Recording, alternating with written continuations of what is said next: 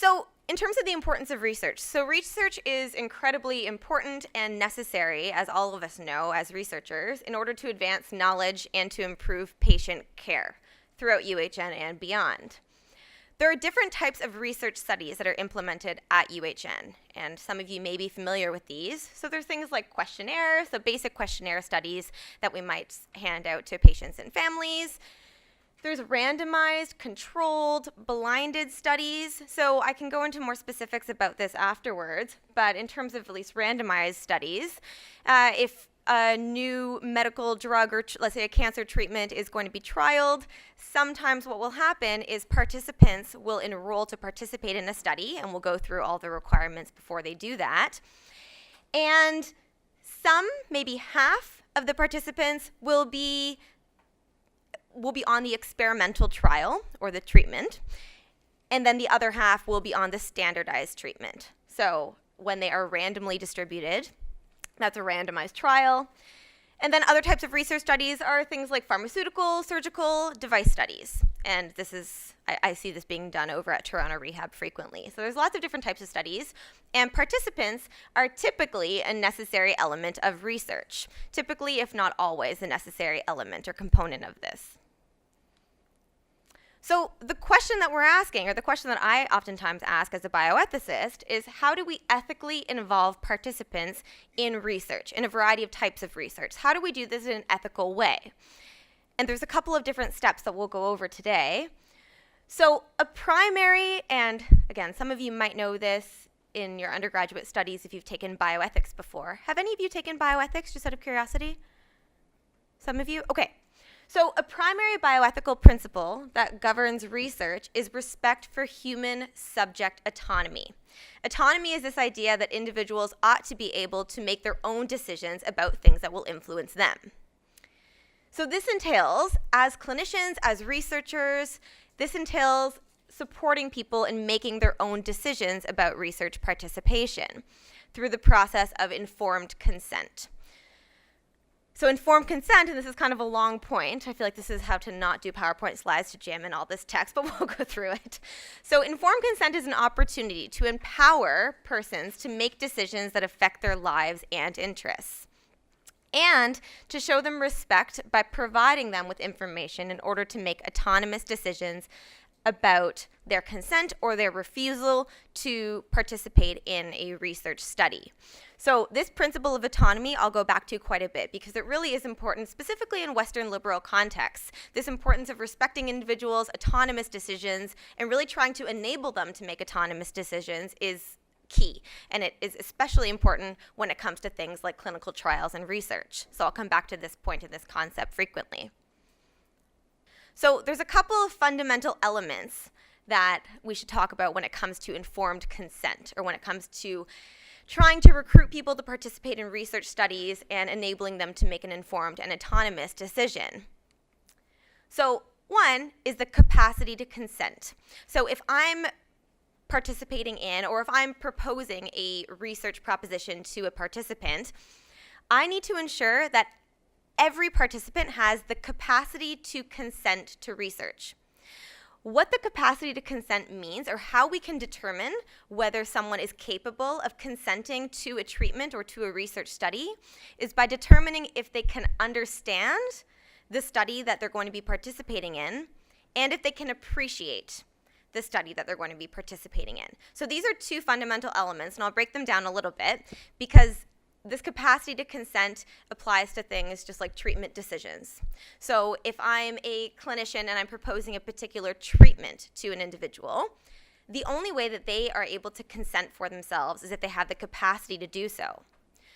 In order to gauge whether they both understand and appreciate the treatment that I'm proposing to them, I can ask them a couple of questions. So I can say, do you understand the treatment that I'm proposing, and what is it? If they're able to repeat a certain amount of information back to me to demonstrate their understanding, then great, that's one check mark when it comes to capacity to consent. The appreciation component is a little bit more challenging. So when it comes to appreciation, a patient or a participant has to be able to understand or appreciate that the research is going to influence them, as opposed to, let's say, someone else. So if I'm a clinician, I might ask them, well, do you have any concerns? And if they say, am I going to be experiencing pain? Am I going to be on this for a significant period of time? And they seem to really grasp the fact that the treatment is going to influence them as an individual. Then they fulfill both components. They both understand and appreciate the treatment being proposed or the research being proposed. So this is what the capacity to consent means. We have a lot of material to get through in an hour, so if you have questions afterwards about this, then I'm happy to take any of them. So another fundamental element of informed consent is disclosing, specifically this first part, any relevant pieces of information. And we'll go over what that means in terms of what information you need to be disclosing to potential research participants prior to their consenting. Voluntariness is an important one. So prior to commencing a research study, you need to gain participants. They need to be able to voluntarily consent. So if someone else, like a family member, is really influencing them to participate in the research study, it might not be entirely voluntary. If they are in a dire medical situation or circumstance, it might not be entirely voluntary. There might be some forms of implicit coercion happening, and you cannot coerce patients or any research participants to participate. So voluntariness is incredibly important. And finally, the decision that a potential research participant needs to say, this is my decision, yes or no, I'm going to participate or I'm not. So these are some of the fundamental elements of informed consent. And there are a variety of regulations and guidelines that exist when it comes to what informed consent actually is and what research participants need to have in terms of information prior to consenting. So I've just listed a couple of these here. So there's something called the Tri-Council Policy, the Declaration of Helsinki, the Belmont Report. All of these are different guidelines or regulations about research participation in clinical trials. And the principle of respect for autonomy and the capacity to consent is so important in all of them. So these are just a couple here. If you're interested afterwards, and I'd even be happy to perhaps email Luann a variety of links if you're interested in finding out more about them. So the important part to take away from this is that all regulations and guidelines, they contain specific references or instruction on consent content and the consent process. So what is consent to research? So we're going to go over what an informed consent form is and what informed consent is more specifically prior to commencing a research study. So informed consent is this process by which a subject voluntarily confirms their willingness to participate in a particular trial after having been informed of all aspects of the trial that are relevant to the subject's decision to participate. And we'll go over what the relevant components might be in a moment. Informed consent is documented by means of a written, signed, and dated consent form. Who obtains consent? So not anyone can just obtain a potential research participant's consent. It has to be researchers and people who conduct the study specifically, people who are going to be potentially benefiting from or gaining information from the study. So they're the ones who need to get consent from any participants. So the question that is oftentimes posed to people like myself is how can, and probably more specifically Phyllis, is how can researchers communicate effectively to people who are not as knowledgeable about the research in order to enhance their understanding? So as a researcher or as a clinician, you're going to have much more information than the potential research participant. So how can you communicate any information, relevant information, in an effective way? And I think that there's a couple of different ways. We're going to slip this. So yeah, we'll go here to the informed consent process. So obtaining consent, getting a signature on a form is one thing. You need to have signed voluntary consent documented, but it goes beyond this. So it's important to note that a consent document is supposed to be used just as a guide for the verbal explanation of the study. The importance of having a verbal explanation of a study is in part because it gives potential research participants the opportunity to ask questions and for you to answer them. And that will enable them and provide them with the information to consent. The consent document should be the basis for a meaningful exchange between the research investigator and the subject and participant. the subject's signature, and this is the only real significance of this signature piece, is that it just provides documentation of agreement to participate in a study. But it's really only one part of the consent process. The consent process occurs prior to the signature occurring on a form, and it's important not to rush this process. So the consent form, it presents study information to potential participants in order to facilitate informed decision making. And there's a couple of components that we're going to go through in a moment. So we've gone through that. So in an informed consent form, prior to starting any kind of a research or clinical trial, you need to make sure that the potential participant knows that it's for research. They have to know that it's for research purposes. So researchers or investigators, they're going to be gaining something from this person's participation. So this needs to be incredibly clear, that it's not a standard treatment, that it's specifically for research. And this occurs a lot throughout UHN. An informed consent form has to document the purpose. So why are the researchers or the investigators obtaining this information? What is the purpose of whatever research is occurring? And there might be a variety of purposes, and all of these have to be documented in order for the potential research participant to consent autonomously. Any treatments, in terms of standard treatments that people not in the research study that they might gain, alongside the treatments that are actually being undertaken by the research participant, they need to be outlined. So the randomization aspects of clinical trial, and this is what I spoke about briefly, and this needs to be documented in an informed consent form. So if there is a clinical trial occurring, oftentimes randomization is it's oftentimes viewed as the most effective way of really measuring the success of a particular treatment. So how this will work is, let's say all of us decide to be researchers or decide to be participants in a research study or in a clinical trial. What will happen in randomization is some of us will be put on a standard treatment that's already been approved and it's already gone through these clinical trials and research processes. And then some of us will randomly be in the experimental group, or the group that is going to be researched for this new method of treatment. So this is randomization. The reason why randomization is sometimes viewed as the most effective way of gaining information is because the idea is that I'm not selecting individuals based on certain biases that I might have in terms of what treatment is going to be better for them. It's entirely random. So the likelihood, the idea at least, is the likelihood of both groups being somewhat even. This is why randomization is sometimes viewed as the most effective way of really gaining information on and research on clinical, on experimental drug trials and these sorts of things. Procedures, any procedures that might be taking place need to be documented.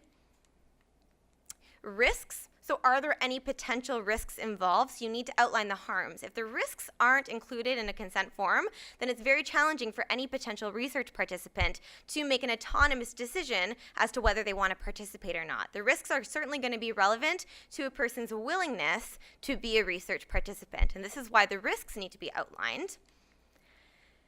And then I think it's important to also distinguish between risks and inconveniences. Inconveniences need to be outlined on an informed consent form or document. And what I mean by inconveniences is if a person has to get blood taken every single day, let's say, that wouldn't be documented as a risk to the person or as a potential harm necessarily, but it might be an inconvenience, such that before work every single day, this person, this research participant, will need to go to the clinic to get their blood taken, let's say. So this could be an inconvenience. Are there any alternative forms of treatment that are available? If so, then these need to be provided as options to the potential research participant, again, so that they can make an informed decision about whether they want to participate in treatment. And then compensation. Is the research participant going to be compensated in some way, shape, or form? And there are a variety of types of compensation that can be offered. So it could just be money. It could be gift cards, so a form of money. Someone's travel expenses might be paid for. These are all different types of compensation and they need to be documented, specifically if we're involving vulnerable populations that might be more willing to participate if they're getting money out of it. So these are all ethical considerations that have to be documented. And then there's a couple more. I'll try to pick up the pace. Voluntariness, so is the person being coerced in some way, shape, or form to participate? If so, then that's not okay, and the importance of voluntary consent has to be outlined on the informed consent form. Are the researchers or investigators going to be having any access to medical records? So privacy and confidentiality, as all of us know, is really key. And when it comes to research, is anyone going to have access to this person's medical records? If so, then the person has the right to know, and they may refuse to participate in clinical trials on the basis of that if they're not comfortable with whatever is outlined on the consent form.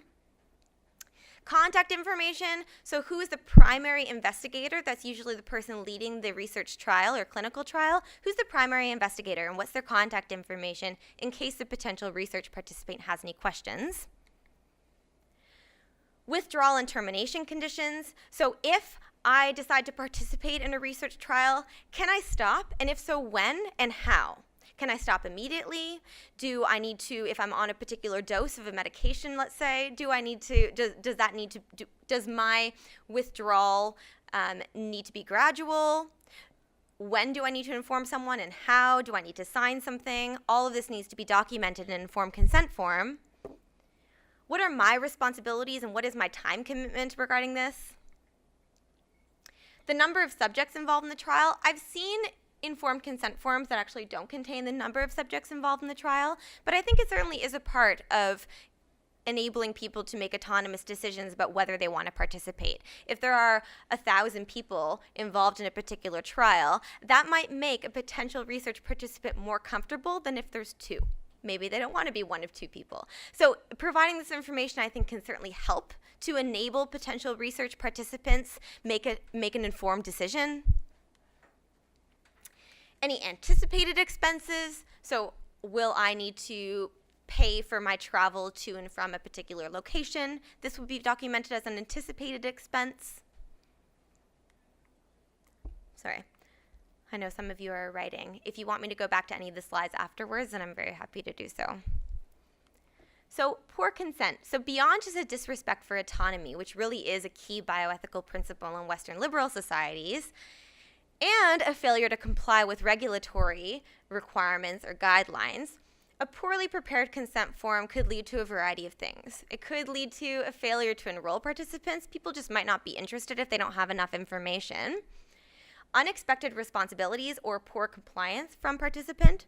So what I mean by that in terms of unexpected responsibilities or poor compliance is that if, as a participant, I need to go and get my blood taken every single day, and if that's not documented properly, then I'm not going to be complying with the study's requirements. High dropout rates. A lot of people may decide to terminate their consent or to withdraw their consent if all of the risks and benefits are not outlined on the original informed consent form. Potential legal repercussions, so this is not a good thing, and just unhappy participants, frustrated study staff, research staff, and overall this is just not good. And I think one element that relates to this bottom point is the element of trust, that if a person is not making an informed decision to participate, then their trust in the medical system and in you as a researcher will likely disintegrate or just be eliminated entirely, and this is certainly important. So I'll just jump to the bottom slide. So I think it's important when you're developing an informed consent form, making use of the resources available to you is key. So you should develop a team to study the content. Who is aware of all the risks and benefits and the content of the treatment? It's important to involve them to make sure that the content is accurately represented in the informed consent form. Any colleagues that you might have for some perspective. Regulations and guidelines for adherence, so it's important to adhere to any of the regulations and guidelines that some of which were outlined on a prior slide. And then I wrote, lay people for understanding. So give it to a friend and see if they can understand the consent form. Sometimes, and I think the second point in terms of giving it to colleagues and this last line is so important because I think oftentimes as a research investigator, you are so encompassed in this research and it all makes so much sense to you, trying to figure out if someone other than yourself will really understand the benefits and consequences and all these relevant components is challenging, if not impossible. So involving a variety of parties can be key. So who is your audience? Who will be reading the consent form? And this is an interesting term, but when you're developing consent forms, there's this thing called a reasonable person standard, and this is the standard that should be used. And this is a contested and interesting standard because sometimes people will say, well, who is a reasonable person? Who are we referring to? So the idea, just to break down what a reasonable person might require in order to make an informed decision, you have to provide them with enough information, so all the information that was on the previous slide in terms of the risks and benefits and compensation, all of that is required. And just going to the last point, that if the risks change during the course of study, it is necessary, it's completely essential to get reconsent. So if any of the risks change, and I would probably argue that even if the benefits change and more information becomes available, you ought to provide that to any study participants so that they can decide if they want to continue, if they want to withdraw, just so they continue to be informed and they're able to make an autonomous choice. So this is all incredibly important. I'm going to go over some resources that we have available at UHN and elsewhere for developing informed consent documents. But now I think we're going to go on to plain language. Okay. Hi, everyone. So I'm really just going to be looking at the plain language features of a document, what you can do to make the document more readable, more understandable. And I'm really going to be focusing on the written document, although I hope that as you're hearing me, you're able to apply that to how you're also verbally communicating with people. So I'm looking here. All right. So a few things we're going to consider. What does a plain language document look like? How do researcher and participant benefit from the plain language consent form? And how can you make sure that your consent form is easy to read and understand? And I think Andrea also alluded to what how the researcher and subject benefit. Plain language is a way to present information that's easy to read, to understand, and to use. So this means if a study participant is thinking about it's not only reading the form, but also finding that really important information. What is it about the risks? What is it about the benefits? Being able to go back to that document and find it easily. That's also what we're referring to when we say it's easy to use, right? Easy to navigate. Think about how you would do that on a website. It's the same thing with anything that is provided in written form. Okay. Did anyone attend the last lecture on health literacy? Yeah, I'm seeing some nodding. Okay, so that's good. So that's really what a lot of this is referring to. I actually took that health literacy content out of my portion because I just, if many of you have heard that the message around why it's so important to provide this information in plain language. But really beyond what the challenges of health literacy are in Canada, we know that it really doesn't matter who you are. Anybody at any time can be compromised in terms of how they are able to understand something at any given time. So if your study participant is taking medication, or if a patient is in pain, if that diagnosis causes anxiety, these things are the kinds of things that affect whether somebody understands information easily or not. And so if you're providing them yet another challenge, giving them a consent form that's really difficult to read or difficult to get through, and that can be a real barrier for people, and they can be really turned off. So everybody wants this, and everybody wants medical terms that are explained. So it doesn't mean that you're not going to give people medical terms. Sometimes people really need to know. But if you do, you're going to explain them in plain language. All right, I'm actually going to not look at that. So now what does it look like? So I'm going to talk about two things. Now you're very fortunate because on the REB website, I know that you already have a template. And that template has been, I think on one of Andrea's slides, she'll share the link as well, but that template has already been looked at for plain language. And the REB is going to be looking at the complexity of your consent form when you submit it, but the descriptions are already in plain language in that template. So I'm going to give you an example, it's not a research consent form, but it is the UHN General Consent to Treatment form. So I will say that before 2012, it looked a certain way, and then it took years, but we finally did pass through the various committees and such at UHN to provide a plain language consent to treatment form. So if you come to UHN, you have to consent to treatment. You're going to get the after, the one on the right. But I'm not expecting anybody's going to read this, but I just want you to look at it.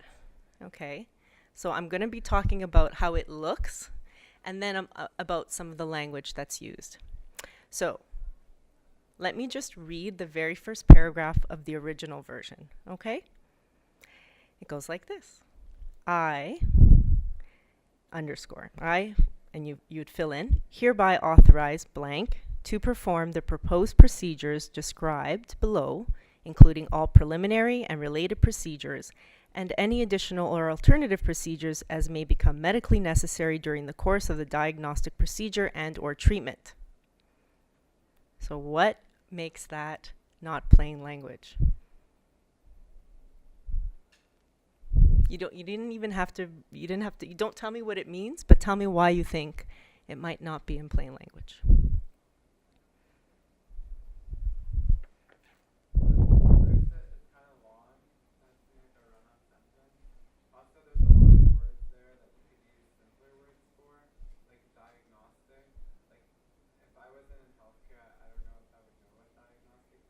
Yeah.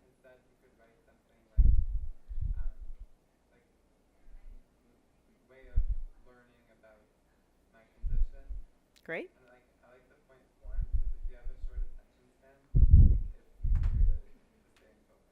Yeah. Yeah. So you touched on many things there. So one, yes, it's one sentence. It's several, three, arguably four ideas in one sentence. So it's one very long sentence.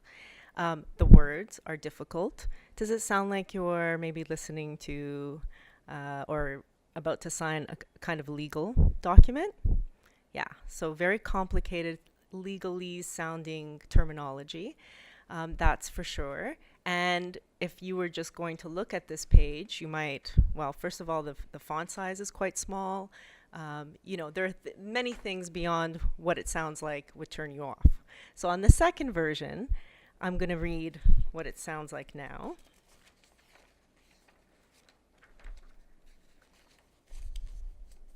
Okay, there is a place on the top to fill out your name, and there's your doctor's name and the treatment. And then the first paragraph is, your doctor has proposed this treatment, period.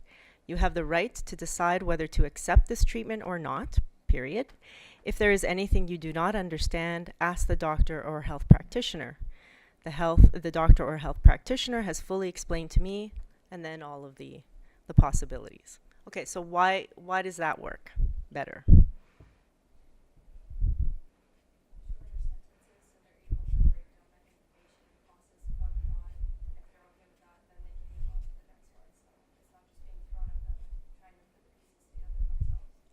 Clear the first time you read it. Or maybe you might need a little direction on something, but it's certainly easier. Is there anybody here who would prefer the first version over this version? Right? Educated group, come on. You're used to very complex language.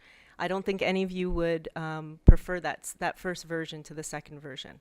So yeah, take a look at it online. There's that second version is there if you're interested. All right.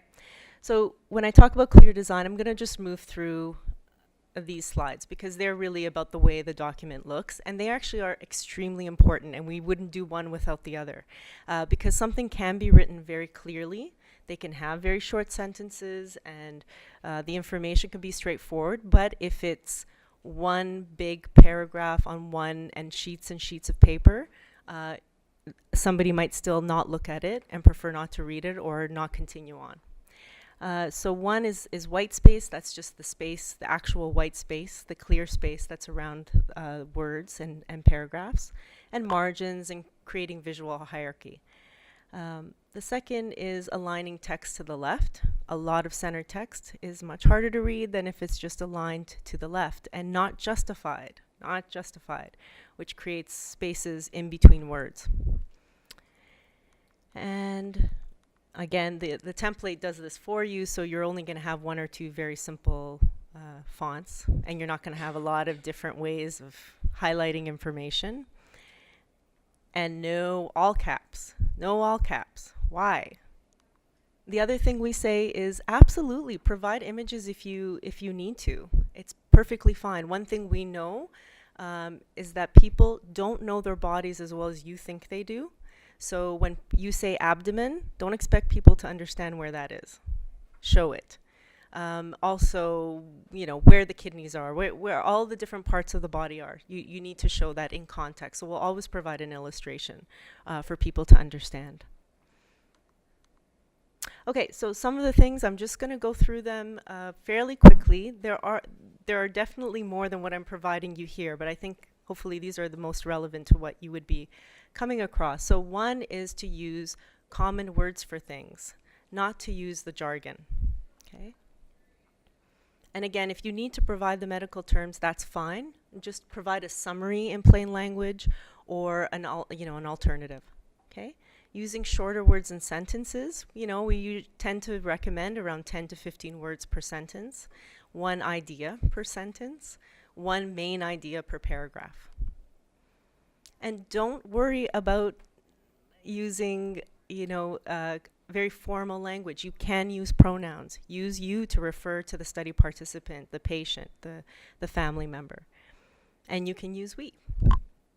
Use the active voice. And this is really tough because so much of how you're trained before you start working with people is, you're writing using the passive voice. That's considered a very academic style of writing, and it's not the way you should be writing to patients. Okay? And providing information in a logical order. So if you're giving instructions to people, put it in the order it needs to happen. Okay? Sorry, that got cut off, I apologize. Using bullets, tables, or lists to convey complex information. So you have a list, put it in bullet form. If you can use things like calendars when you're asking people to do things on particular days. Imagine if you had to read on Tuesday, do this, and Thursday, and at different times. Give them a calendar, just as you would expect to see one, when you're organizing your own life, right? Final push. We just have a couple more slides left. So the Research Ethics Board, which is the board that will approve any research that is being done or any clinical trials that are being done at Princess Margaret and throughout UHN, there is a consent form template. And as Phyllis mentioned, the template that is on, I believe, the intranet, it has been reviewed for plain language. So it's a really good resource. And there's a couple of reasons as to why REBs, or research ethics boards, provide researchers with these templates. And these are just a couple of the reasons. So one, it helps researchers create consent forms with all of the required sections that I was mentioning before, just to make sure that people are able to make autonomous decisions about their participation. It decreases time for consent form writing, which is a good thing because most researchers and investigators are very busy people, so this decreases some of the time. It helps to facilitate the research ethics board review process. So oftentimes, and I've done this before actually as a doctoral student, I was trying to do research on human subjects, and it was just interviews. So I submitted a research ethics board form, a consent form for the Research Ethics Board to review, and they sent it back to me and said there are all these problems. So now I've learned, of course, but it would really have helped me to facilitate that process if I had gone through a template, and the institution that I was doing my interviews at didn't have that kind of template available. So this is incredibly helpful. And it helps to improve research ethics board and researcher relationships. So at the time, just personally speaking, when I received back, you need to correct all of this, and it was just all marked in red, I was incredibly frustrated. And I wouldn't say that it resulted in a detrimental or a bad relationship at all, but this would certainly help to improve the process if these consent form templates are available and if people use them. So it's a good thing. Here are just some top 10 tips from Research Ethics Board coordinators. So again, if ever you're going to be commencing a clinical trial or just any type of research involving human participants, you'll need to submit your consent form and information to the Research Ethics Board. So here are some tips that they've provided for all researchers and investigators to use, irrespective of what the trial or the research is.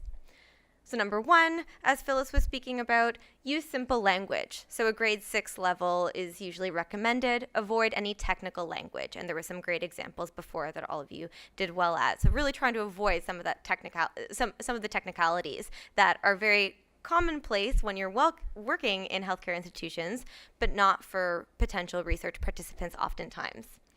Keep it short. So less information or less elaboration is sometimes better, sometimes more. Using bullets, tables, or lists to convey complex information. So just as Phyllis described and showed on the really good research ethics board, the consent form. Be direct, say only what is needed. Don't put words in the participant's mouth. And I think this is a really interesting one. So including language like I understand or I authorize, that's implicitly pushing or encouraging a potential participant to agree to something. Being more general and speaking about what the research is and then just asking them to sign off if they agree, that's not encouraging them to agree prior to providing them with that information. Spell check the document. I've seen some very interesting documents that have had some very interesting spelling. Spell check the document and pass it by a layperson for review. So give it to a 10-year-old to read and see if they understand any of it. If they do, then fantastic. If their eyes glaze over, which they just might because they're 10, but if their eyes glaze over in a way where you're like, they're not understanding anything, perhaps you need to go back and make some revisions. Lastly, always update version dates for all changes. So if any changes are made in terms of you finding out that there are certain risks involved, make sure that you update the version date, just so that everyone is on the same page in terms of exactly where the research is at and all of the most recent and relevant information is included. Archive older consent versions, so only the most recently approved consent should be used. Archive any of the other ones. And finally, use the UHN RAB sample consent form because it's really good and helpful. So there are a lot of informed consent resources just to make sure that people are able to make an autonomous decision about participating in any type of clinical trial or research. So here are just a few. I believe that these slides will be posted on the website, so you'll be able to go and track these down. And there's other research, other informed consent guidelines and regulations available here. And a lot of this information is on the Patient and Family Education Program website, but then there's other kinds of policy statements and guidelines that are available. So I think that's all that we have. Here are resources, references, and we're happy to take questions. So, and thanks for coming as well.